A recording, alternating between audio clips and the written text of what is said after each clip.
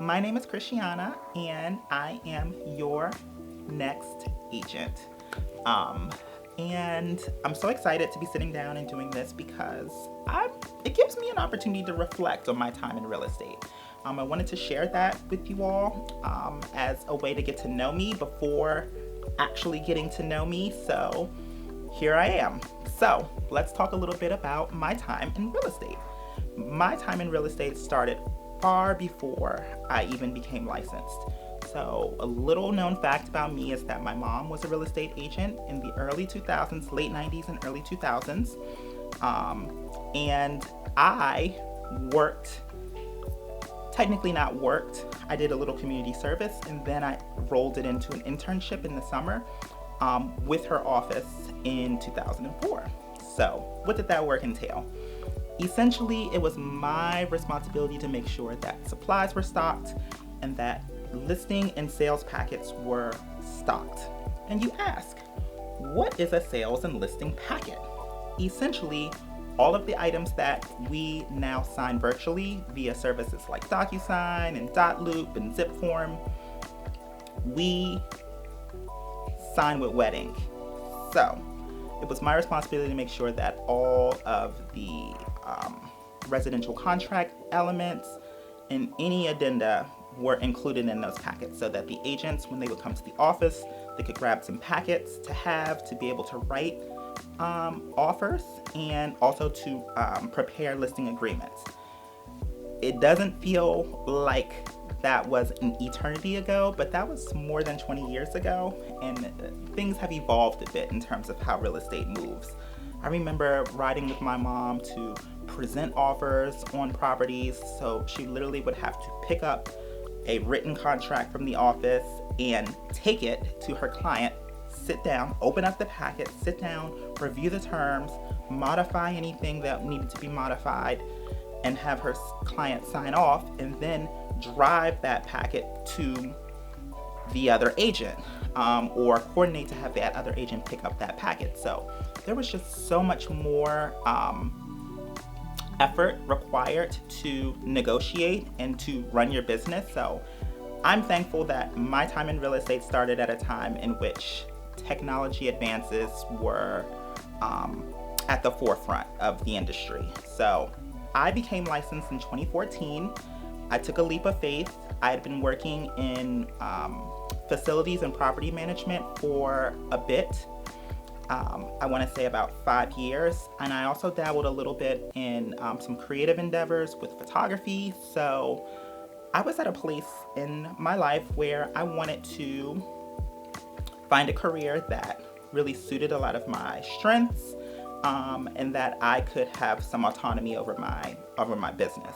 I had that with my photography business, but I also feel like when it comes to creative endeavors that the stifling of the creativity and the autonomy in making it a business was something I struggled with. So I remembered some words that my mom had said to me in the early 2000s. She had always told me, she was like, I think you would be a phenomenal agent. You should be an agent. And me being ornery and just not wanting to do what my mom thought I should do, I just never thought about pursuing real estate. But those words resonated in my head again later in life when I was ready for a change. And I took a leap of faith. I talked with her about it. She was like, I still think that you'd be great at it and I think you should go for it. So I did. So I signed up for the class. I took my first test. I started with my DC license and I very quickly got my Maryland and Virginia licenses literally months after I got my DC license. And I haven't turned back. I've been in real estate for a little over 10 years now in a few different capacities. So let's talk about that. I started off in real estate on a team as a sales agent, and I found a lot of fulfillment in that. In the first few years, I felt more confident with myself as time went on. I had a great mentor. Her name is Melinda. Not sure if she'll see this, but shout out to her because she was phenomenal at just providing me, infusing some confidence in me. She was amazing at selling. And, as someone that hadn't had a lot of experience in sales, I needed a little bit of guidance in terms of how to connect with people in a way that doesn't feel salesy. For me, I don't want to feel like I'm being sold to. And I know that you don't want to feel like you're being sold to. So just finding my voice and finding my finesse was important to me. And I found a lot of encouragement in watching how she would engage with her clients, the kind of relationship she would build and how she engaged with her clients and ran her business. It was really admirable, and it really is something that inspired me and is still an inspiration to me and my business today. So shout out to Melinda. But I fine-tuned those skills and had a lot of success in my real estate career for those first few years. And then life was lifing, as the kids say. So I had to make a pivot, and I had to switch gears. I knew I wanted to stay in real estate, but real estate is something that requires a lot of commitment, and it requires a lot of time and effort to sell, and it's something that I think is non-negotiable. Your best agents are going to be eating, breathing, sleeping real estate, which is essentially what I do. But at this particular point in my life, due to a personal circumstance with a family member, I needed to take a step back. So I transitioned into a support role, and I was in that support role for 6.5 years. So in the support role, I worked very heavily with contracts, learning the intricate details of the contract, auditing, making sure things were compliant. I interfaced with clients a lot in terms of logistics and coordinating appointments, coordinating just any kind of logistical element of the transaction. And it was very, very informative.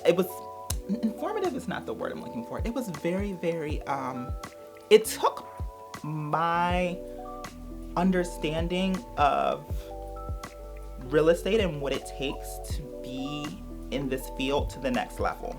I think working with so many agents with so many working styles, working with so many clients, I was on approximately a little over 2,200 transactions during that time. So it's safe to say I've seen a lot of different scenarios. I've worked with a lot of different clients of all extremes, phenomenal to not so much.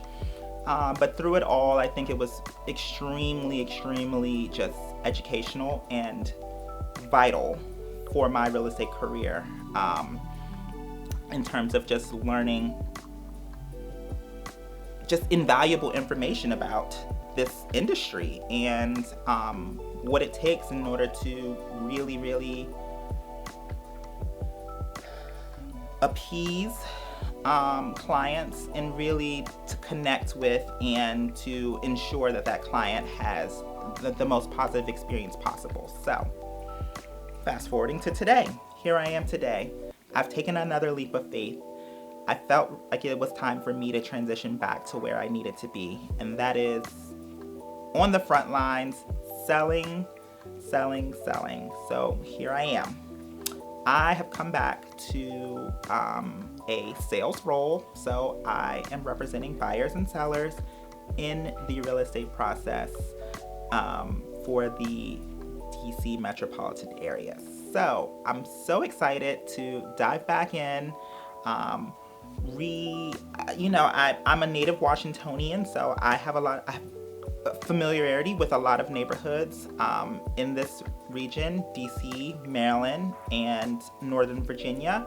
But just refamiliarizing myself with neighborhoods and reconnecting with clients and connecting with new clients has been so exciting, and I'm just excited to work with all of you. So I'm going to wrap it up here and just say again, thank you so much for stopping by, seeing what I had to say, getting to know me a little bit.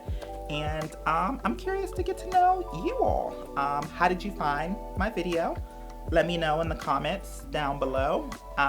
And if you have a need to buy or sell, whether it's the near future or it's the distant future, I'm happy to connect with you and to give you the information that you need to be informed and to get started on your buying or selling journey. So I'll put all of my contact information down below or in the caption of this video so that you can reach out to me to connect.